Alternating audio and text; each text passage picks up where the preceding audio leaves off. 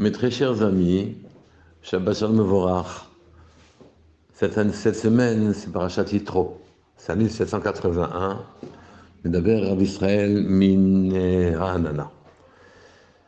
Et cette magnifique Parashat Yitro, c'est la paracha aussi de la Sarta Dibrot. Les tables de la loi ont été données au clan d'Israël, Moshe Rabbeinu les a fait descendre, et elle représente le Tamtzit, elle représente l'extrait, l'élixir, l'essence de la Torah. Naturellement, on doit accomplir tous les commandements, mais celle-ci, c'est l'élixir, c'est l'essence même de la Torah. Et vous savez que les Bénis Israël, ça va nous permettre de répondre à une question, les Bénis Israël ont reçu la Torah parce qu'ils ont dit Naaseh V'nishma, ils ont accepté de faire avant de comprendre, avant même de savoir. Et donc, tout ce que Akadosh Baruch Hu leur demanderait de faire. Et ils ont reçu, pour récompense, 2 couronnes. Naaseh, une pour le Naaseh, une pour le Nishma. Ça fait, ils étaient 600 000, ça fait 120 000 couronnes. Quand ils ont commis le Vaudor, quand ils ont fait la faute immense du Vaudor, ils ont fait l'idolâtrie au Sinaï même, alors ces couronnes leur étaient enlevées, et elles ont dit, le Midrash raconte, et la Gemara aussi, elles sont passées chez Moshe Rabbeinu qui les a reçues, et donc nous avons été privés de ces couronnes-là, et Moshe Rabbeinu lui les rend tous les Shabbatot. Et on ne comprend pas très bien qu'est-ce que sont ces couronnes, qu'est-ce que ça veut dire que Moshe nous les rend tous les Shabbatot. Les choses ne sont pas claires. Dans la paracha, il y a autre chose que je voudrais expliquer. Il est écrit dans cette paracha-là, Vaïsaper Moshe lechotno, excusez-moi, pardon, Vaïse Moshe likrat chotno, Vaïshtahu, Vaïshaklo, Vaïshalu ish lere'eu leshalom, Vaïavou ha'ohela. Donc Moshe est sorti à la rencontre de Yitro. Yitro, son beau-père, est venu le rejoindre après qu'il soit sorti d'Égypte. Il est venu avec sa femme, donc sa fille, pour redonner à Moshe Rabbeinu sa femme, ramener sa femme, la femme de Moshe Rabbeinu à Moshe. Et à ce moment-là, la Torah nous dit que Moshe est venu embrasser son beau-père. Bon, c'est une grande amitié, ça prouve qu'ils s'entendaient bien, mais ça ne nous explique pas pour quelle raison la Torah s'applique, souligne ce détail. La Neshika, c'est vraiment pas, a priori, ce qui paraît important, bien que dans le Zohar, à propos de Shir HaShirim, c'est écrit Yishakeni min shikot peu, vous vous souvenez de ce pasuk-là, que Yishakeni,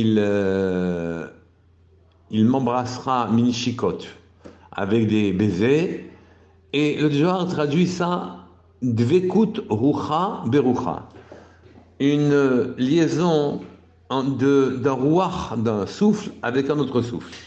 Donc, pourquoi souligner ça dans la Torah? Et pour expliquer tout ça, on est obligé de passer par une autre parenthèse dans la Torah, par un pasuk magnifique qui vient finalement éclaircir tout ce débat. Le pasuk c'est le suivant, c'est marqué Ki yavo elai ha'am, lidrosh Elokim. Lorsque le peuple viendra pour moi, Moshe est descendu du Sinaï, et donc il va pouvoir juger le peuple. Pourquoi? Parce qu'il a reçu la Torah. Et donc les gens voudront écouter, dans les cas pratiques, dans la vie pratique, les préceptes que la Torah nous inculque et nous demande d'appliquer. Donc c'est marqué Ki yavo elai ha'am lidrosh Elokim. Lorsqu'il viendra vers moi, le peuple, littéralement rechercher Elokim, rechercher Dieu, rechercher l'enseignement que Akadosh Baruch Hu a transmis à Moshe, qu'il leur donne maintenant dans la pratique, quand ils ont un différend l'un avec l'autre, qu'il leur indique qu'est-ce que dit la Torah par la bouche de Moshe Rabbeinu. Et après, le passage continue en disant Ki yeh lahem davar. Lorsqu'ils ont, ici il faut comprendre que davar, ils ont un procès, un sirsouk entre eux, oui, ils ont un procès entre eux, Baelai, alors elle vient vers moi, d'accord, Baelai. Le âme vient vers moi. et pour me juger. Ici, naturellement, le sens premier, c'est quand ils ont un problème et qu'il faut le résoudre pour savoir la parole d'Hachem, ils passeront par moi, ils viendront vers moi, donc tout le peuple viendra vers moi. Là-dessus, Yitro, naturellement, lui a donné son conseil, mais pour nous, ce n'est pas actuellement le débat. Pourtant, oui, il est clair qu'une chose est magnifique. À chaque fois qu'on a dans la vie un souci, alors notre premier réflexe c'est d'aller voir les personnes en qui on aurait confiance, dont on connaît l'honnêteté, dont on connaît la chorma, l'intelligence, dont on connaît la distance à l'égard des choses matérielles, et donc on peut leur faire confiance et on revient, si ce n'est avec des certitudes, alors qu'on aurait pu les avoir auparavant par soi-même en réfléchissant, on revient non pas, on était très incertain, on ne revient pas forcément avec des certitudes, mais avec des convictions plus claires qui nous permettent à ce moment-là d'aller dans un sens ou dans l'autre et d'agir. Et donc on se sent bien quand on revient de chez un rave. On sent que les choses sont moins lourdes, on sent qu'on peut avoir une direction, et donc il faut savoir pour quelle raison, qu'est-ce qui se passe. Après tout, on peut être soi-même très intelligent, on peut comprendre soi-même les problèmes. Qu'est-ce qui nous rassérène, qu'est-ce qui nous calme quand on entend les conseils d'une personne en qui on a confiance? Alors, pour bien comprendre ces choses-là, justement, les Chachamim nous expliquent. Et ils nous expliquent que ce pasouk, le dernier que je vous ai cité, qui Yavo Elai Ha'am Lidrosh Elokim, quand le peuple vient vers moi, l'Hidrosh, pour rechercher Hachem, ils viennent vers Moshe Rabbeinu pour rechercher l'enseignement d'Hachem, les paroles d'Hachem, dans les situations qui nous sont difficiles. Qui y est la haine d'avar, je vous ai traduit premièrement, quand il y a un problème, oui, mais qui est la haine d'avar, ça peut se traduire tout simplement quand ils ont reçu quelque chose. Les Chachamim pourraient même l'interpréter jusqu'à dire, quand quelqu'un a eu la chance dans sa vie d'avoir un révar or, d'avoir un éclaircissement, d'avoir une grande chose, d'avoir une compréhension fine. Et à ce moment-là, on s'aperçoit que celle-ci ne nous reste pas. Elle s'en va, elle est fugace, elle est fuyante. Et puis, elle nous illumine l'instant, et puis brutalement, la vie retombe dans sa prosaïque quotidienneté, sans qu'on soit marqué par la compréhension magnifique que l'on a eue et qui a illuminé nos jours. C'est qu'en vérité, toutes nos couronnes, d'une manière générale, à cause de la faute que nous avons commise au veau d'or, oui, au Sinaï, par le veau d'or, par l'idolâtrie, parce qu'on a voulu se sécuriser. Moshe Rabbeinu ne redescendait pas suffisamment vite, donc on a voulu retrouver un vecteur qui nous permettait d'avoir encore et encore des miracles, de nous sauver. Eh bien, quand on s'est retrouvé devant le veau d'or, nous n'avons plus de mémoire. Le révar or, la lumière que l'on reçoit s'efface de chez nous, elle disparaît. Et où elle va, cette lumière? Eh bien, elle va chez nos rabbanim, chez les talmidei chachamim, et cette lumière, elle est chez eux. Donc je peux relire le pasouk, et je peux le comprendre de la manière suivante. Ki yavo elai ha'am, lorsqu'il viendra, dit Moshe Rabbeinu, le peuple vers moi, l'idrosh elokim, pour retrouver sa lumière en quelque sorte, qui lui a été perdue, qui est la hem davar, lorsqu'ils ont gagné quelque chose, quand ils auront gagné un surcroît de lumière, davar, oui, baelai. Alors le peuple vient vers moi pour retrouver quoi? Pour retrouver sa lumière, pour retrouver ce qu'il avait perdu, pour retrouver ce qui était à lui, et que le niveau qu'il a actuellement, du fait des fautes qu'il a commises, l'empêche de conserver ce surcroît de lumière, ce révar, c'est cette lumière qui lui a été accordée, et qu'elle s'en va vers qui? Elle s'en va vers ses chachamim, elle s'en va vers ses rabbanim. Et à ce moment-là, on revient vers eux pour retrouver notre propre lumière, qui a été perdue. Et Akadosh Baruch Hu, naturellement, ne nous l'a pas fait disparaître. Akadosh Baruch Hu a fait que les personnes en qui on a confiance, on va chez eux pour retrouver la lumière. Eux qui ont fait des efforts un peu plus importants que nous pour conserver leur propre lumière, à ce moment-là, sont détenteurs aussi en gage, conserve, en dépôt, oui, la lumière des autres. Et donc, ils sont tout à fait prêts à les restituer. Comme on dit que l'essentiel, les couronnes, excusez-moi, les couronnes qui avaient été gagnées par les Bnei Israël en disant Naseh v'nishma, leur âme s'était illuminée en disant on fera confiance à Hachem, ce qu'il nous dira on le fera. Et ils ont gagné 2 couronnes. Quand il a fait le veau d'or, ils n'ont pas fait confiance à Hachem. On n'a pas attendu tranquillement que Moshe Rabbeinu redescende du Sinaï. On a abandonné, on a perdu notre émouna d'une certaine manière.